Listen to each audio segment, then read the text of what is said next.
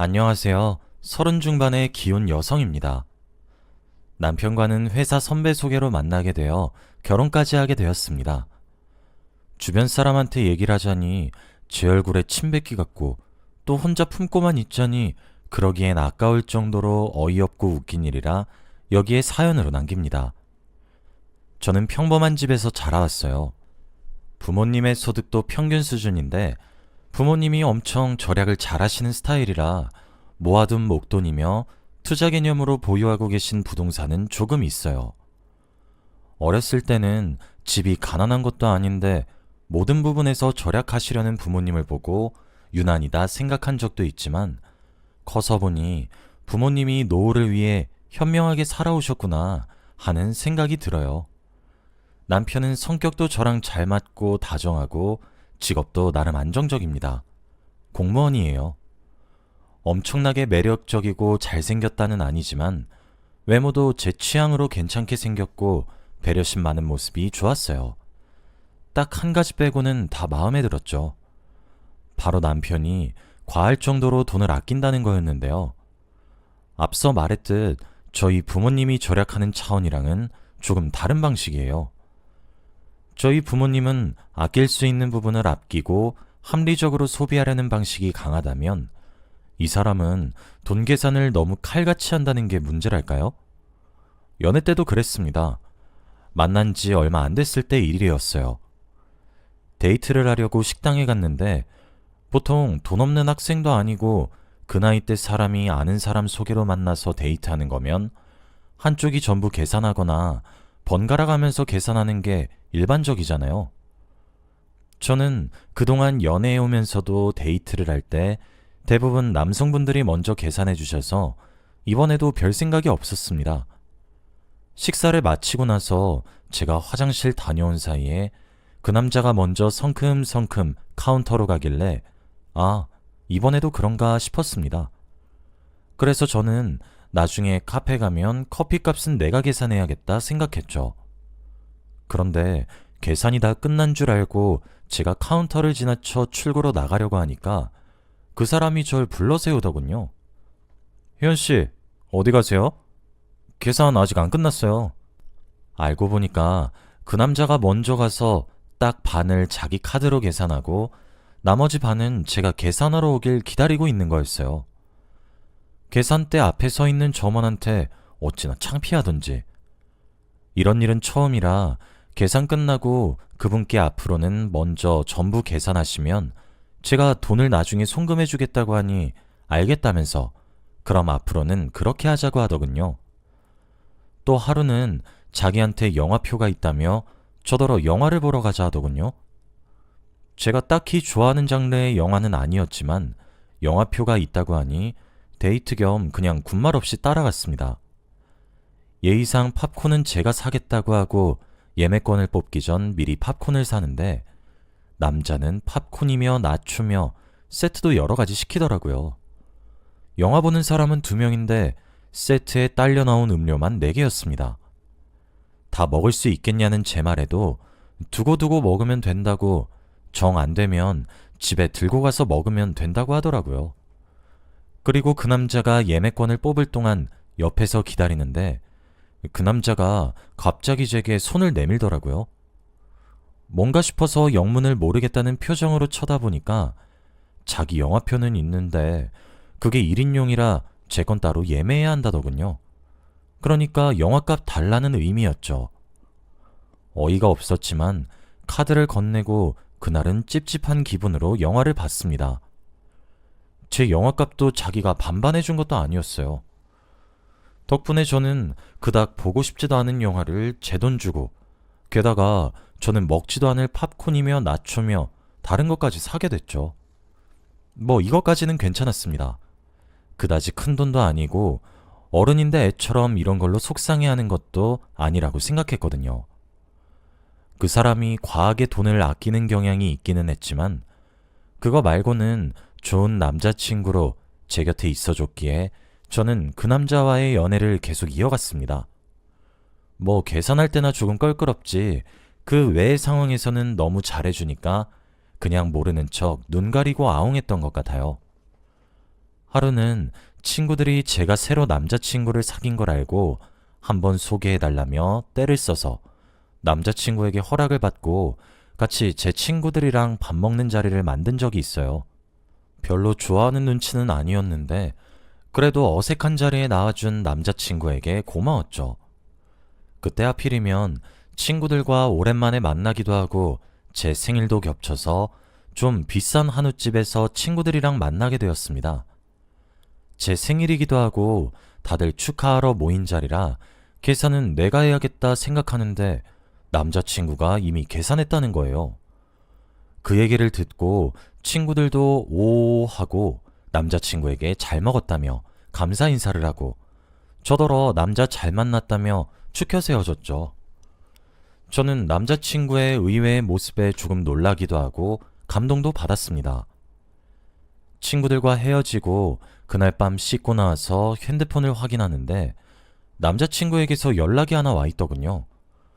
뭔가 싶어 확인해보니 고깃집 결제 내역을 저한테 보내면서 총 57만 9,850원이 나왔는데 자기랑 반반해서 28만 9,925원 보내주면 된다고 하는 겁니다.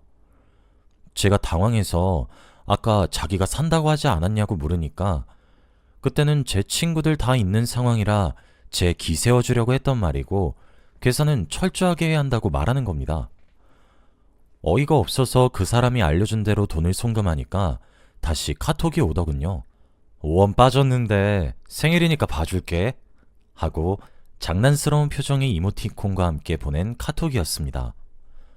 너무 작은 단위이다 보니 송금 과정에서 제가 까먹고 그냥 보낸 것 같은데 그런 식의 메시지를 보니까 진짜 5원까지 보내라고 돌려 말하는 카톡인지 아니면 자기가 센스 있다고 느끼는 건지 조금 당황했습니다. 그 일로 조금 마음이 상해서 남자친구에게 솔직하게 털어놓았습니다. 솔직히 사귀는 사이에 이런 식으로 돈 계산하는 거 좀 이해가 안 가. 난 친구들 만날 때도 이렇게 돈 계산 안 해. 서로 사주려고 하지.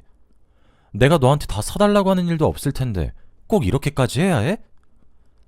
제 얘기를 가만히 듣던 남자친구가 그제야 입을 열더군요. 남자친구는 진지한 얼굴로 제게 자기 집안 사정을 털어놓았습니다. 사실 나 어렸을 때부터 우리 집이 좀 많이 어려웠어. 지금도 그렇고. 그래서 없는 집에서 자라다 보니까 돈에 집착하게 되고 욕심이 많아진 것 같긴 해. 앞으로는 조금 더 신경 써볼게. 알고 보니 남자친구는 어려운 집에서 자라며 가난 때문에 살아오면서 서러운 일이 많았었나 봐요. 솔직하게 자기 사정을 털어놓으며 씁쓸한 표정을 짓는데 제가 괜히 남의 아픈 상처 건드렸구나 싶어 도리어 미안해졌습니다. 풀 죽은 남자친구를 달래면서 괜찮다고 그런 일이 있었는 줄은 몰랐다고 말해주고 그날 일은 그렇게 마무리됐습니다. 그런 사정이 있다는 걸 알고 나니 돈 문제로 남자친구와 언쟁을 벌이는 건 일부러라도 피하게 되었습니다. 좋게 말하면 제가 이해하기로 마음먹은 거고 나쁘게 말하면 그냥 포기한 거죠. 아무튼 그 후로도 남자친구와 오래 사귀어오다 보니 슬슬 결혼 얘기가 나왔습니다.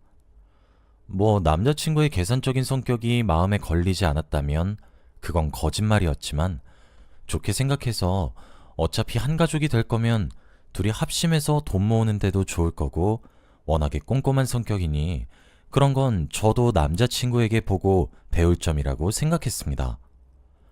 결혼 얘기가 나오면 남자친구의 계산적인 성격은 빛을 발하더군요. 뭐 저도 결혼은 확실하게 계산해서 하는 게 나중에 시댁 등살이나 뒤탈이 없겠다 싶어 동의했습니다.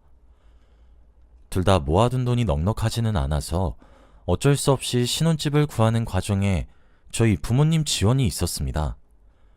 결혼식 규모도 작은 마당에 예단 예물도 구시대적이니 그냥 생략하는 게 어떨까 싶어 남자친구에게 말하니 자기 엄마랑 얘기하라고 해서 예비 시모에게 제 의견을 전달하니 펄쩍 뛰더라고요. 아무리 집이 어렵다지만 예단 예물을 생략하는 건 그쪽에서 지금 우리 집을 아주 우습게 보고 있는 거 아니냐며 무시당하는 기분이라며 성을 내시더라고요. 결국 가구며 식장이며 결혼 비용은 반반을 해놓고 예단 예물은 또 저희 집이 부담하는 웃기는 상황이 되었습니다. 그래도 저희 부모님은 한 식구 될 사이인데 이런 걸로 처음부터 사돈 섭섭하게 하면 자기 딸 시집살이 힘들어질까봐 걱정되셨는지 별말 없이 다 준비해 주셨더라고요. 우여곡절 끝에 저는 그 사람과 결혼을 하게 되었습니다. 결혼하면 아예 같이 살게 되는 거니 남편이 된 그 사람의 과한 절약 정신이며 돈 욕심이 저한테도 좋은 쪽으로 작용할 줄 알았어요. 그런데 남편은 가족이라도 얄짤없다는 식으로 굴었습니다. 보통 제 주변 부부들을 보면 크게 두 가지로 나뉘더라고요. 남편이 아예 월급 통장을 맡겨서 아내가 돈 관리를 하는 집, 아니면 둘이 같이 벌어서 각자 일정 부분 생활비를 부담하고 나머지는 알아서 하는 식, 이렇게요. 그런데 저랑 남편은 달랐어요. 남편 성격이 그렇다 보니까 남편이 월급 통장을 저한테 맡기는 건 아예 기대도 안 했습니다. 그래서 둘이 생활비를 같이 부담하는 게 낫겠다. 이 정도면 남편도 공평하다고 생각하겠지 싶었습니다. 그런데 이 남자의 공평은 어떻게 생겨먹은 건지 결혼한 사이인데도 생활비도 각자 그때그때 자기가 필요한 건 자기 돈으로 사자고 하는 겁니다. 그래서 제가 만약 둘이 같이 필요한 건 어떻게 할 거냐 물으니 그때마다 반 나눠서 계산하면 되지 않냐고 하더군요. 어차피 그 똥꼬집 못 이길 걸 알아서 입 아플 바에 군말 없이 알겠다고 했습니다. 그랬더니 역시 저랑 잘 맞는다며 자기를 이해해주는 건 저뿐이라며 알랑방구를 끼더라고요. 그것도 그러려니 했어요. 그리고 저희의 신혼생활이 시작되었습니다. 세상에 이런 신혼이 있나 싶을 정도였어요. 보통 길 가다가 아니면 마트에 갔다가 가족이 좋아하는 거 보이면 별 생각 없이 사잖아요. 좋아해 주길 바라면서요.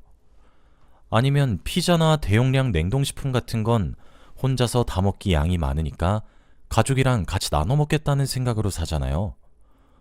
저도 그런 생각으로 남편이 좋아하는 과자를 사와서 소파에 앉은 남편한테 건네주니까 대뜸 저한테 이렇게 말하는 겁니다. 이거 뭐야?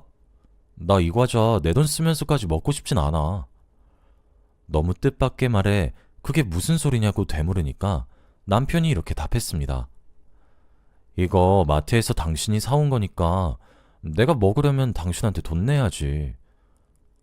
남편의 말을 듣고 어안이 벙벙해졌어요.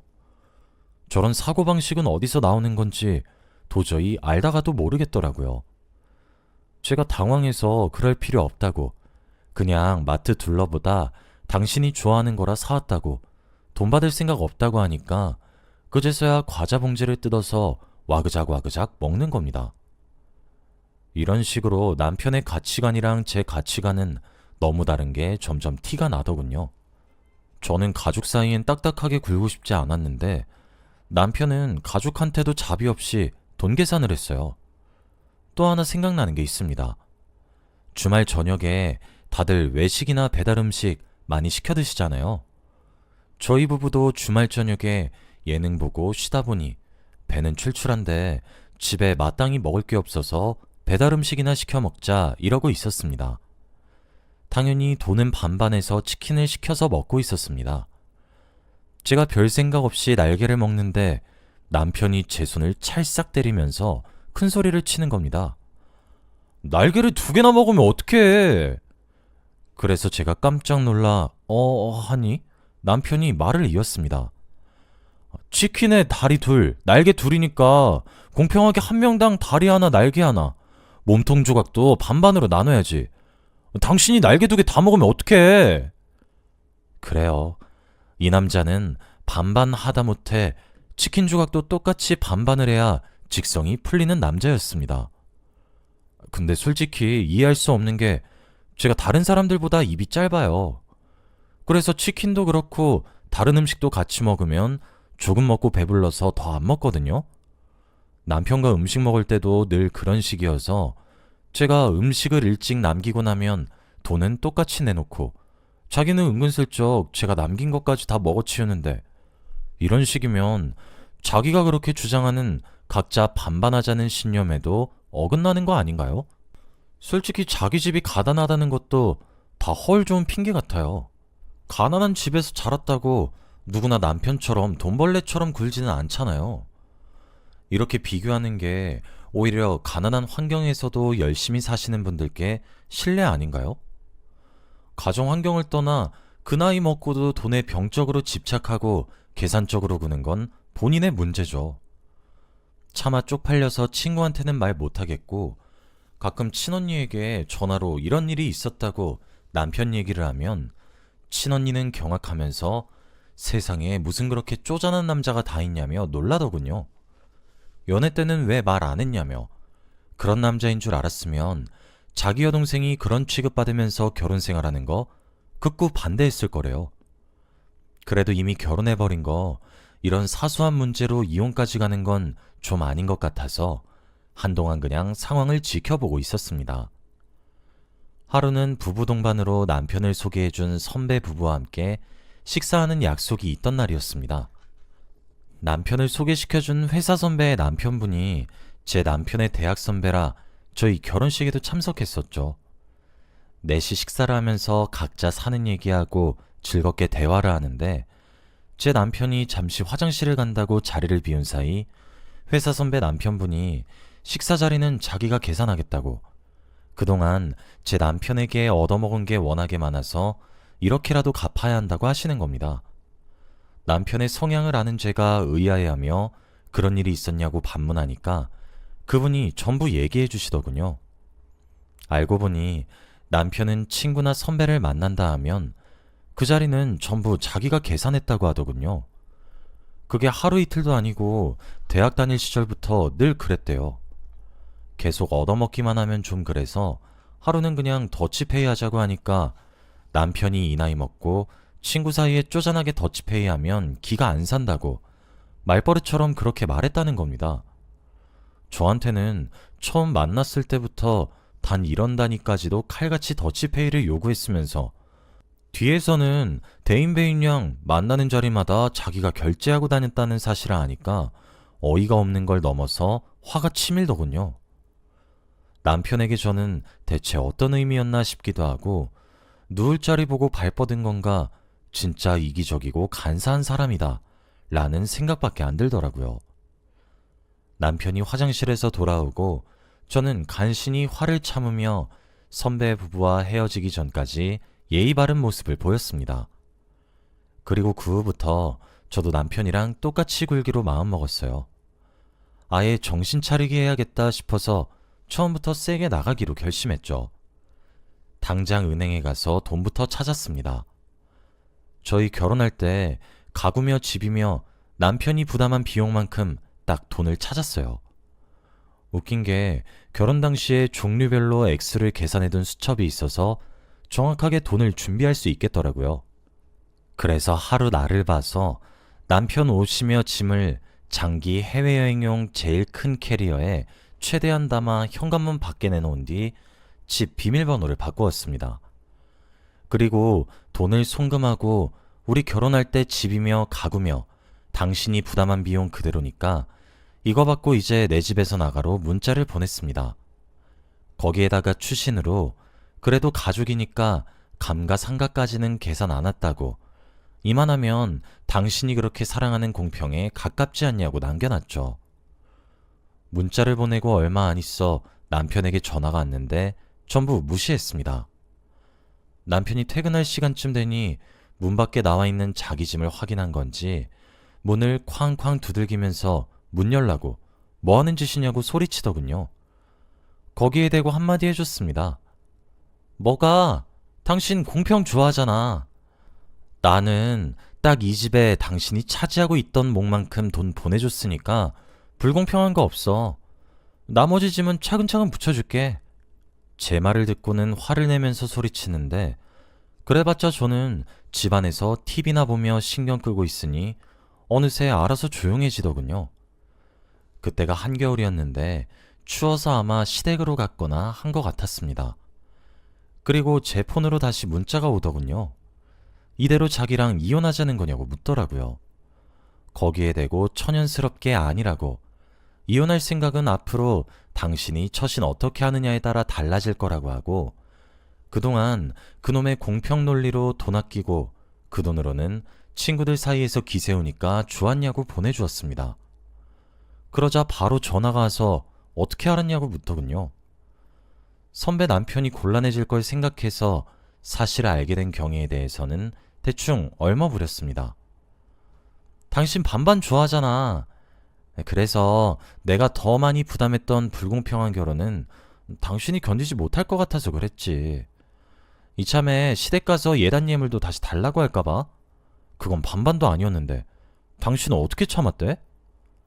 말이 좋아 반반이지. 그냥 지 돈 아끼려는 수작인 거 모를 줄 알았어? 아무튼 집도 지분으로만 따지면 우리 부모님 지연이 절반 이상이니까 당신 논리로 따지면 살 자격 없지. 집값 절반 마련해오면 문 열어줄게. 돈 열심히 모아. 일부러 열받으라고 순진한 말투로 약을 올리니까 남편도 전화해 대고 뭐라 뭐라 하더군요. 굳이 들을 필요 없다고 생각을 해서 그냥 끊어버렸습니다.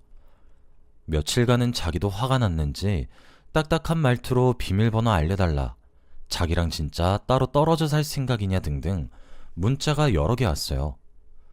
그런데 시간이 지나도 제가 입장을 바꿀 생각이 없다는 걸 알자마자 꼬리를 내리고 저자세로 나오더군요.